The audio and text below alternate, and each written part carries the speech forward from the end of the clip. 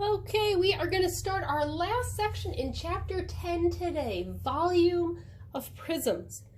Can you believe it? We're getting to the end of our geometry unit. Now, volume, we're going to talk about how much something can hold. Yesterday we looked at, with surface area, kind of the sides. What was the area? Say you had to wrap it up. What's that whole surface area? Now we're going to talk about how much a three-dimensional figure can hold. That's what volume is.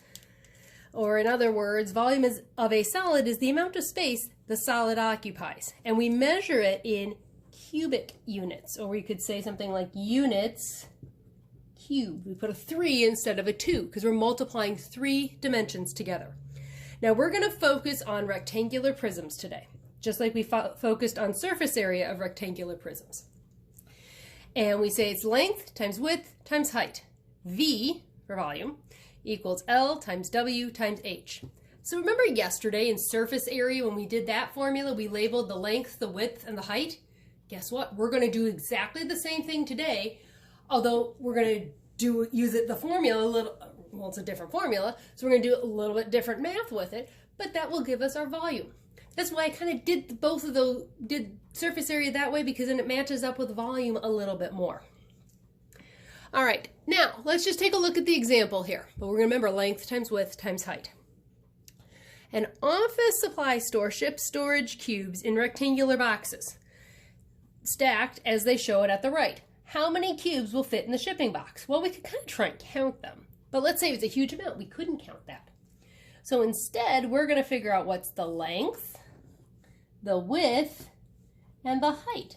So it's 1, 2, 3 cubes wide, 1 long, 1, 2 cubes wide, and 1, 2, 3 cubes high. So we can multiply 3 times 2 times 3. Length times width times height. And we'll say it's 18. They can fit 18 cubes in a shipping box. Okay, let's look down here. Suppose a stack of storage cubes is 2 cubes wide, so there's our W, 3 cubes long, and 4 cubes high. How many storage cubes are there in the stack? Well, remember, volume is length times width times height. Excuse me. Our length, they said, was 3. Our width was 2, and our height was 4. 3 times 2 times 4 is 24. So it can hold 24 cubes. So we'll just say 24 cubes. All right. That's really what volume is, counting how many cubes there are stacked up. So now we're going to go to example 2, actually finding volume. Remembering our length times width times height. And when in doubt, label it length, width, height, and substitute in. Notice for length we had 11, for width we had 4, for height we had 3. And now you multiply. 11 times 4 is 44, times 3 is 132. So we say 132 cubic feet, or you could write 132 feet cubed. You could write it that way as well. All right, let's find a few more volumes.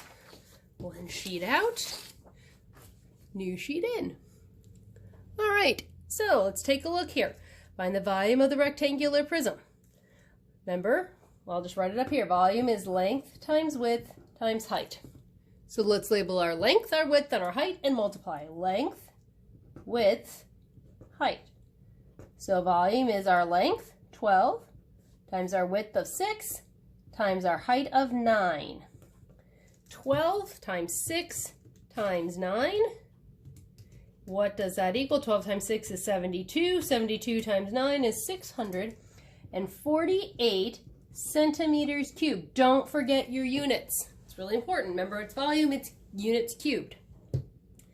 All right, let's look at 3 and 4. You can always pause the video, solve, and then come back and see how you did. Label length, width, height. Volume is length of 16 times a width of 4 times a height of 8. So we'll do 16 times 4, which is 64 times 8, which is 512 inches cubed. last one over here. Length, width, height. Notice we're doing the same thing over and over. Don't change the process. Volume equals our length of 8 times our width of 5 times our height of 15. 8 times 5 is 40. 40 times 15 is 600 meters cubed. So that's all you got to do when you have volume. And you have all the dimensions.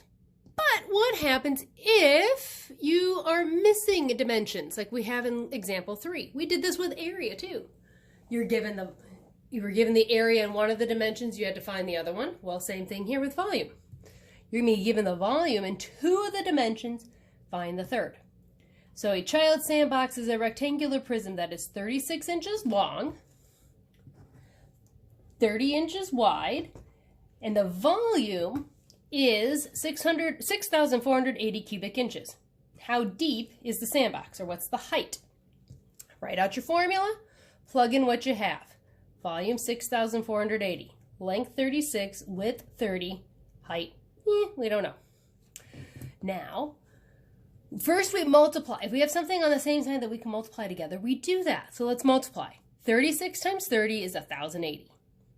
Now, just like before, if you have a variable over here, and it's being multiplied, we do the opposite. We basically do the opposite.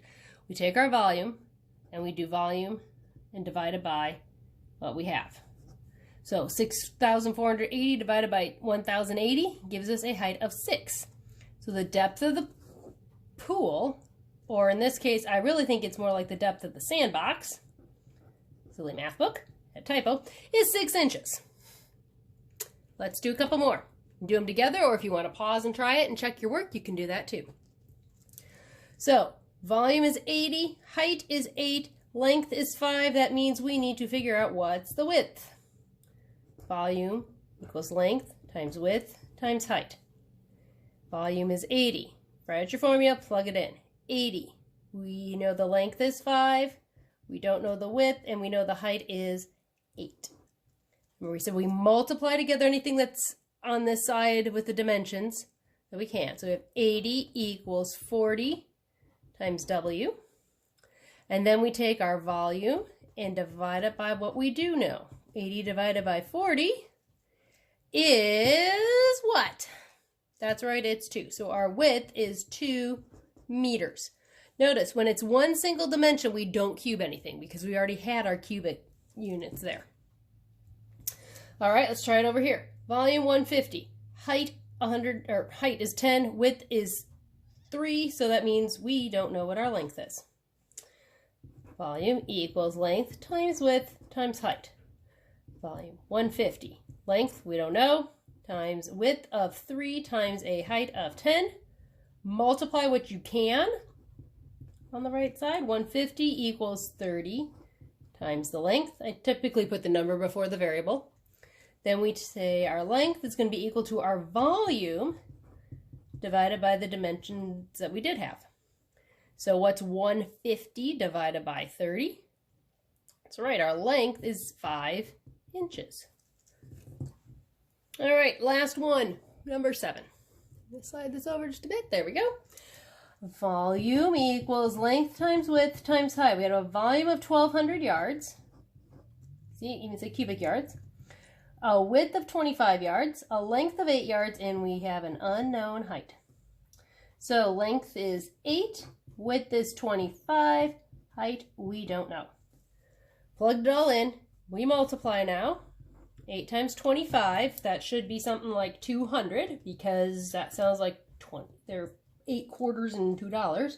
So 200 times h, and then to find h, we take our volume and we divide it by the dimensions that we do have, which means h is equal to 1,200 divided by 200, which should be 6 yards for the height.